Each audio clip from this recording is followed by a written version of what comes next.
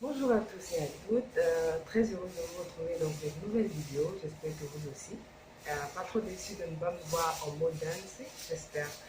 Eh bien, je fais cette vidéo pour, franchement, je sais même plus. Ah ouais, si, un podcast d'œuvres, de textes dont je ne suis pas auteur, mais que j'ai pris plaisir à lire. Je vous les propose, histoire de vous détendre avec, histoire de... Voilà quoi, avec cette période de Corona et tout. Donc, entre-temps, prenez plaisir, laissez-moi des commentaires, des idées. Et pourquoi pas des propositions de tests. Voilà, si vous avez aimé, afin que je fasse également des podcasts de ces tests-là. Sur ce... Cette nuit-là, il se défoula amèrement sur Anne. Il déversa sur elle le venin de son amertume. Son corps frêle, la cible de tous ses coups acharnés. Il se faisait très tard et le quartier était déjà endormi. Mais cela ne l'empêcha pas de crier de toutes les forces qui lui restaient. En fait, elle désirait alerter les voisins.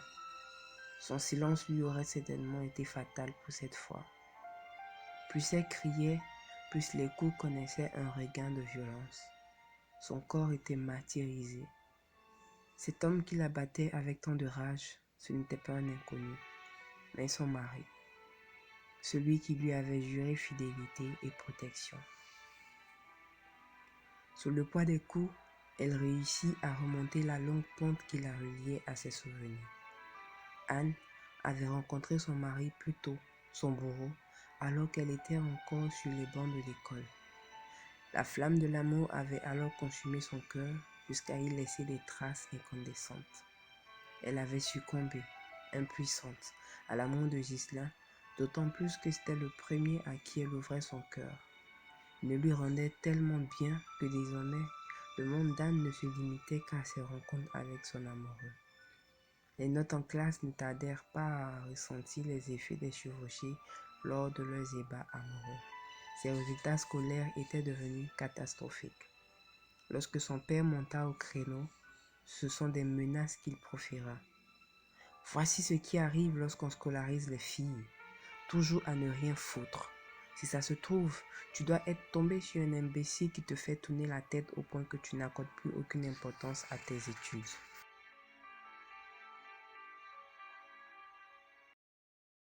Mon choix s'est porté déjà pour cette première vidéo sur un texte de Stéphane Anini, qui est slameur, auteur ivoirien. Et donc voilà, je ne peux me permettre que de faire des vidéos max de 2-3 minutes de ses œuvres, ou voilà, des textes que vous allez mettre à ma disposition pour votre plaisir. C'est tout pour cette vidéo. Entre-temps, jusqu'à ce qu'on ait fini avec le corona, continuez à respecter les mesures barrières, se laver les mains avec de l'eau du savon, du gel hydroalcoolique, tousser ou éternuer dans le coude et quoi encore.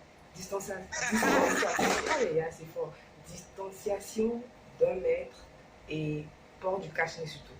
Bye!